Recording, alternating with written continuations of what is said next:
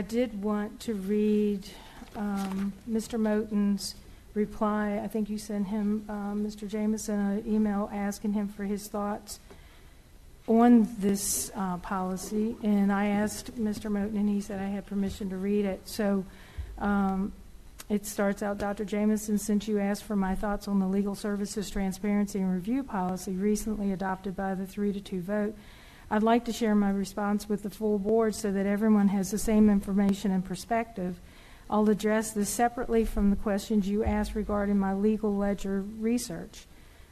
Just to give reference, if you noticed, Mr. Moten has gotten quite involved with helping research in a lot of things when it comes to the finances, which I appreciate. I don't understand all of, he's way over my head with his technology, and I appreciate it, but I appreciate the intention to strengthen accountability and public confidence. My concern is not with the goal of transparency, but with the unintended legal and operational risks that this possible policy creates for Warren County. For context, I write as a resident actively engaged in county governance, as someone who works closely with organizations significantly affected by county decisions. I also currently serve on a public body and have previously held public office. This is not legal advice, simply an informed observation. First, it is highly uncommon for a county to adopt a policy structured like this. Most local governments rely on existing state sunshine and FOIA statutes. There is no established best practice framework in which written legal analysis is presumed to be public unless challenged, in which attorneys are routinely required to justify confidentiality, or in which internal procedural obligations are imposed beyond statutory FOIA requirements. The policy and the way it's been framed in recent discussions places structural and political pressure on the county attorney by effectively reversing the usual presumption of attorney-client privilege, requiring extensive written legal analysis paired with an expectation that it should be disclosed unless actively protective, elevates transparency above legal prudence. Written legal memoranda substantially increases discovery risk, discourage candid legal guidance, and may weaken the county's position in future litigation. Additionally, requiring confidentiality to be justified beyond FOIA's existing standards creates the impression that privacy itself is suspect. The attorney-client privilege exists to protect taxpayers and residents by enabling candid legal advice on sensitive matters, not to shield the government from scrutiny, but to ensure sound decision-making. The 48 hours closed session requirement is also concerning. It limits the county's ability to respond promptly to urgent negotiations, litigation developments, personal matters, or emerging threats. If repeated emergency meetings becomes the workaround, the policy becomes symbolic rather than functional, while still exposing the county to unnecessary risk. The quarterly review of legal spending is a constructive concept when focused on financial oversight. However, characterizing or summarizing active legal matters publicly risks unintentional disclosing strategies and creates public misunderstanding. Publishing expenditures supports transparency. Publishing a legal posture creates vulnerability. There is also a financial reality. Requiring comprehensive written legal work for most policy action increases attorney workloads, slows responsiveness, and inevitably increases and raises costs, potentially undermining fiscal responsibility. If the goal is stronger trust and accountability, there are safer and more effective options, such as encouraging rigorous FOIA compliance and accurate documentation, clearly listing closed session participants and justification, briefly documenting when and why individuals exit closed sessions early, improving communication without disclosing privileged legal strategy, maintaining fiscal oversight without compromising legal posture. Transparency is essential, but it must be balanced with risk management, attorney-client privilege, and the duty to protect the county and its citizens. I hope the board will consider or refine this policy to build public trust without creating unintended vulnerabilities or operational strain.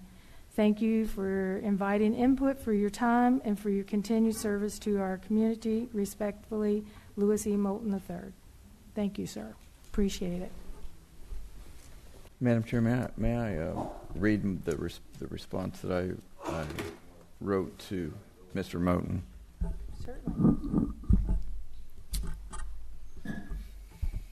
This is my response to Mr. Moten and all of the other supervisors.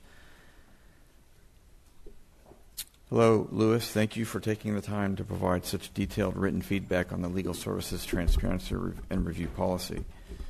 You're the first person to offer substantive feedback on the policy, which provides me with a valuable opportunity to clarify what the policy actually does and to address mischaracterizations that may confuse other supervisors or members of the public. I particularly appreciate that you put your concerns in writing, which stands in notable contrast to the absence of any written response from my fellow supervisors or from the county attorney. I am including representatives of the local press in this reply on the same principle that you reply to all supervisors. The wider the distribution of information and dialogue, the better. The purpose of this response is not to dismiss your concerns, but to explain where I believe your characterization of the policy differs from what the policy actually requires, and to clarify the legal governance principles underlying it. Several of your objections appear to rest on fundamental misunderstandings about the relationship between transparency, attorney-client privilege, and the Freedom of Information Act. I hope this response will be helpful not only to you, but my colleagues on the board and to interested members of the public. Before addressing your specific comments point by point, it is important to try to establish the big picture that underlies the policy and clarify what the policy actually requires.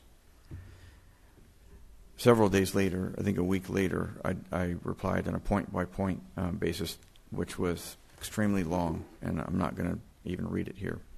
But you have it, and the other supervisors have the point-by-point basis. The core driver, legislative transparency. Elected supervisors bear ultimate responsibility for policy decisions affecting the citizens we serve. We have a duty to understand the legal reasoning underlying our votes and to be able to explain that reasoning to constituents who inquire.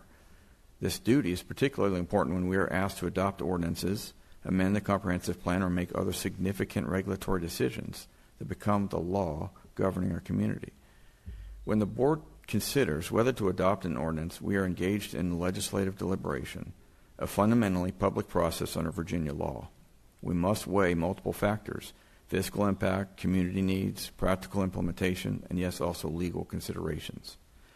The Virginia Freedom of Information Act mandates that the public have access to our deliberative process and the factors informing our decisions. Except under highly specific circumstances defined by statute, the public has a right to understand why we pass the laws that govern them. Legal analysis of proposed legislation is part of that public deliberation, not a confidential matter requiring protection from public scrutiny. The fundamental distinction is between legislative analysis and privileged advice. Your letter repeatedly expresses concern about attorney-client privilege. These concerns rest on a fundamental conflation of two distinct categories of legal communication. Category 1 is privileged legal advice, legal strategy pending actual disputes, pending litigation, contract negotiations, or specific legal transactions. This type of advice may be protected under FOIA's attorney-client privilege exemptions. I'm not going to read the exemption number, or closed session for the provision on specific legal matters. Category 2, legislative legal analysis.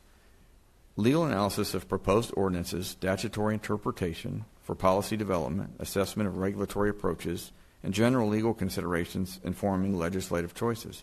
This is public policy deliberation, not confidential legal strategy. My policy addresses Category 2. FOIA already protects Category 1. The error in running throughout the letter is treating all legal analysis as if it were privileged legal advice. It's not. When the county attorney analyzes whether we have a statutory authority to adopt a groundwater ordinance, or explains the legal framework for regulating agritourism, or compares alternative approaches to a zoning text amendment, he's providing legislative analysis to inform policy choices that will be made by members of the board. This is not privileged communication. It's part of the public deliberative process by which we make laws. FOIA already defines what's protected. Your letter suggests that my policy somehow undermines or reverses attorney-client privilege. This is fundamentally misunderstands how FOIA operates and what my policy requires. Virginia Code 223700B establishes the foundational principle. The provisions of the chapter shall be liberally construed to promote an increased awareness by all persons of governmental activities and afford every opportunity to citizens to witness the operations of government. Any exemption from public access to records or meetings shall be narrowly construed. Under FOIA, the default is public access. Exemptions are narrow exceptions that must be specifically justified. My policy operates entirely within this statutory framework. Section 1D of the policy states that written legal work shall be publicly available except as specifically exempted under FOIA, and that work product may be withheld from public disclosure when the county attorney specifically cites an applicable FOIA exemption with explanation on how the exemption applies to the particular content. This does not reverse anything. It codifies exactly what FOIA already requires. Public access is the default, and any exemption must be specifically justified under statute.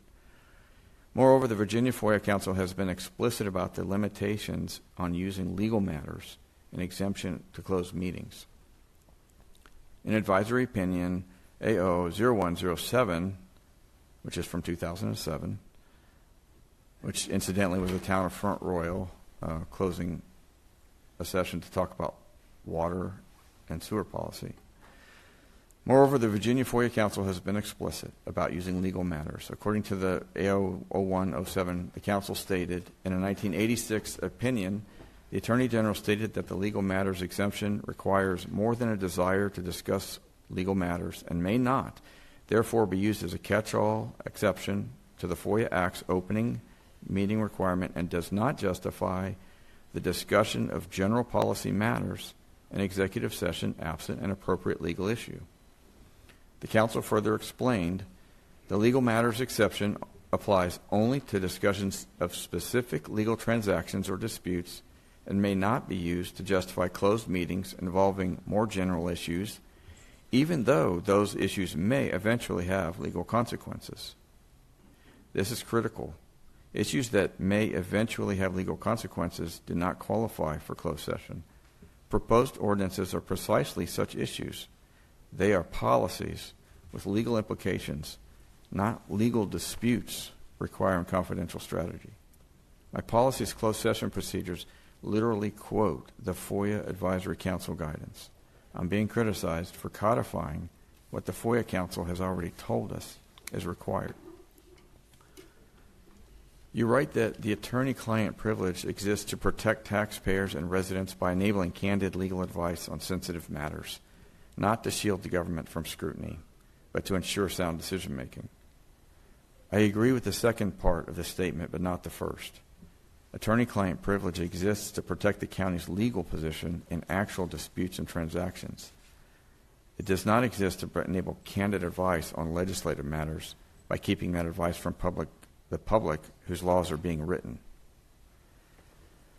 You also write that the policy places structural and political pressure on the county attorney. This characterization reveals a fundamental disagreement about institutional rules. The county attorney serves the Board of Supervisors. His role is to provide us with legal information we need to fulfill our duties. The board, not the attorney, determines what information the board needs and what actions to protect the county's interests. Having our attorney follow an explicit formula for closed session motions sets a high bar in public, FOIA narrowly construed, and to document his legal analysis for significant matters is not pressure, it's reasonable process. If these basic professional requirements constitute pressure, then accountability itself is being framed as problematic. Nothing in the policy requires extensive written legal analysis, creates presumptive public disclosure of privileged advice, or prevents use of closed sessions. The policy requires documentation for significant matters, basic fiscal oversight, and explicit compliance with the FOIA Advisory Council's actual requirements pertaining to closed sessions. I do appreciate the letter that you sent. It was well thought out, and it offered an opportunity to reply, and I appreciate the opportunity to read it. Chairman Yes, sir. Cullors, can I speak briefly on this? So I've spoken before in prior meetings about my duty of confidentiality to the board, and that is a written rule that not just I, but any lawyer that would ever work for Warren County has to comply with the Virginia Rules of Professional Conduct. And specifically with relation to this issue, confidentiality of information. A lawyer shall not reveal information protected by the attorney-client privilege or other information gained in the professional relationship, the disclosure of which would be embarrassing or would be likely to be detrimental to the client unless the client consents after consultation. So I can't say things that are embarrassing about Warren County or likely to be detrimental unless you, the board, consent after consultation. And with a public body, the only way you can consent after consultation is to know what I'm going to say in private. And with respect to written work product, at any point, if the board wants me to draft something, I will draft it. I do minor projects for board members.